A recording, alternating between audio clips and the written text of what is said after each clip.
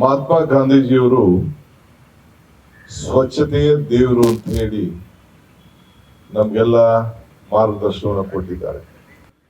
ರಾಜೀವ್ ಗಾಂಧಿಯವರು ನಿಮ್ಮ ಮನೆ ಮುಂದೆ ಸ್ವಚ್ಛತೆ ಮಾಡಿದರೆ ಬೀದಿ ಸ್ವಚ್ಛವಾಗ್ತದೆ, ಬೀದಿ ಸ್ವಚ್ಛ ಆದರೆ ಊರು ಸ್ವಚ್ಛ ಆಗ್ತದೆ, ಊರು ಸ್ವಚ್ಛ ಆದರೆ ನಾಡು ಸ್ವಚ್ಛ ಆಗ್ತದೆ ಅಂತ ಹೇಳಿ ಅವರು ಕೂಡ ಕೆಲವು ಸಂದರ್ಭದಲ್ಲಿ ನಮಗೆ ಮಾರ್ಗದರ್ಶನ ಕೊಟ್ಟರು.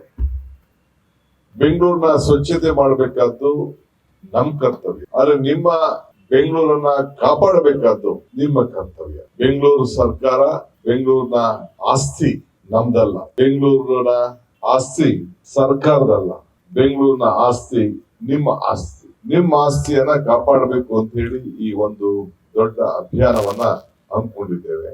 ನಾನು ಪ್ರಾರಂಭದಲ್ಲಿ ಎಲ್ಲಾ ವೆಹಿಕಲ್ಸ್ ಅವರು ಯಾರು ತೆಗೆದುಕೊಂಡು ಡಂಪ್ ಮಾಡಿದ್ರು, ಅವರೆಲ್ಲರೂ ಕೂಡ ಪೊಲೀಸ್ ಅವ್ರಿಗೆ ಹೇಳಿ ಎಲ್ಲರೂ ಕೂಡ ನೋಟಿಸ್ ಕೂಡ ಇಶ್ಯೂ ಮಾಡಿಸಿದೆ, ಕ್ಯಾಮರಾಗಳಿಟ್ಟು ಎಲ್ಲ ಮಾಡಿದ್ರು. ಒಂದ್ 15 ದಿನ ಕಂಟ್ರೋಲ್ ಅಲ್ಲಿ ಇತ್ತು.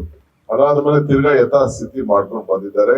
ಈಗೂ ಕೂಡ ನಾನು ಪೊಲೀಸ್ ಅವ್ರಿಗೆ ಹೇಳ್ತಾ ಇದ್ದೇನೆ, ಯಾರು ಆ ರೀತಿ ಕಟ್ಟಡವನ್ನ ಪರ್ಮಿಷನ್ ಇದನ್ನ ತ್ಯಾಜ್ಯವನ್ನ ಪರ್ಮಿಷನ್ ಇಲ್ಲದೆ ನಿಮ್ಮ ಜಾಗದಲ್ಲಿ ನೀವೇನ್ ಗುರ್ತು ಮಾಡಿದೀರಿ ಆ ಜಾಗದಲ್ಲಿ ಹಾಕ್ಲಿಲ್ಲ ಅಂದ್ರೆ ಆ ವಾಹನಗಳನ್ನ ಸೀಸ್ ಮಾಡುವಂತ ಕೆಲಸ ಮಾಡ್ಬೇಕು ಅಂತ ಹೇಳಿ ಕಟ್ಟಪ್ಪಣೆಯನ್ನ ಅವ್ರಿಗೆ ಕೊಡ್ಲಿಕ್ಕೆ ನಾನು ಇಚ್ಛೆ ಪಡ್ತೇನೆ.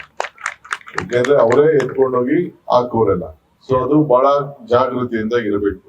ಈಗ ತಾನೇ ಕೃಷ್ಣ ಬೈರೇಗೌಡ ಹೇಳುದು, ನಾನು ಅದಕ್ಕಾಲೆ ಒಂದು ಮಾರ್ಗದರ್ಶನವನ್ನು ಈಗಾಗಲೇ ಕೊಟ್ಟಿದ್ದೇನೆ. BDA ಆಗ್ಲಿ ಯಾವುದೇ ಕಾರ್ಪೊರೇಷನ್ ಸೈಟ್ ಆಗ್ಲಿ 5 ವರ್ಷದೊಳಗೆ ಅವರು ಮನೆಯನ್ನ ಕಟ್ಕೊಳ್ಬೇಕು.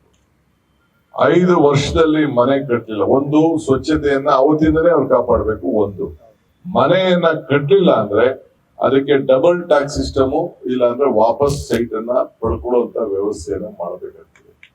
ನಿಮ್ಗೆ ಏನ್ ಬೇಕು ಎಲ್ಲ ನಾವು ಸಾಲ ಎಲ್ಲ ಬ್ಯಾಂಕ್ಗಳೆಲ್ಲ ಕೊಡ್ತದೆ, ಮನೆಗಳಿಗೆ ಕಡಿಮೆ ದರದಲ್ಲಿ ಕೊಡ್ತದೆ. ನೀವು ಚಿಕ್ಕ ಮನೆ ಯಾರು ಕಟ್ಕೊಳ್ಳಿ, ಆಮೇಲೆ ಬೇಕಾದ್ರೆ ಹೊಡೆದಾಕ್ಬಿಟ್ಟು ದೊಡ್ಡ ಮನೆ ಕಟ್ಕೊಳ್ಳುವಂತೆ. ಆದ್ರೆ ಮನೆನೇ ಕಟ್ಟದೆ ಖಾಲಿ ಇಟ್ಕೊಂಡು ಬರೀ ಇನ್ವೆಸ್ಟ್ಮೆಂಟ್ ಅಂತ ನೀವು ಇಟ್ಕೊಂಡು ಕೂತ್ಕೊಂಡ್ರೆ ಅದು ನಾವು ಸರ್ಕಾರದವರು ಅಲ್ಲಾಗುವಂತ ಎಲ್ಲ ಅನಾಹುತಗಳಿಗೆ ಸ್ವಚ್ಛತೆಗೆ ನಾವು ಜವಾಬ್ದಾರಿ ಆಗ್ಲಿಕ್ಕೆ ಸಾಧ್ಯ ಇಲ್ಲ.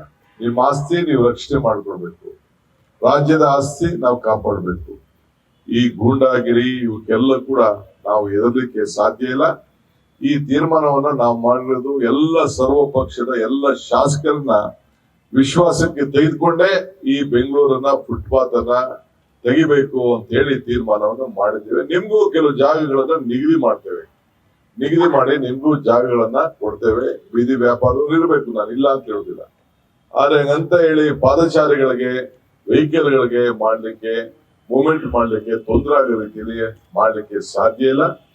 ಇವತ್ತು ಕೃಷ್ಣ ಬೈರೇಗೌಡರ ನೇತೃತ್ವದಲ್ಲಿ ನಮ್ಮ ಶಿವಭಕ್ತವರ ಉಪಸ್ಥಿತಿಯಲ್ಲಿ ಈ ಕಾರ್ಯಕ್ರಮ ಏನು ನಡೀತಾ ಇದೆ, ಇದು ಬೆಂಗಳೂರಲ್ಲ ಇಡೀ ರಾಜ್ಯಕ್ಕೆ ಇದೊಂದು ಮಾದರಿಯಾಗಿ ಎಲ್ಲ ಶಾಸಕರು ಕೂಡ ಅವರು ಕ್ಷೇತ್ರದಲ್ಲಿ ತೆಗೆದುಕೊಳ್ಬೇಕು ಅಂತ ಹೇಳಿ ನಾನು ನಮ್ರತೆಯಿಂದ ನಾನು ಮನವಿ ಮಾಡ್ಲಿಕ್ಕೆ ನಾನು ಪ್ರಯತ್ನವನ್ನ ನಾನು ಮಾಡ್ತೇನೆ.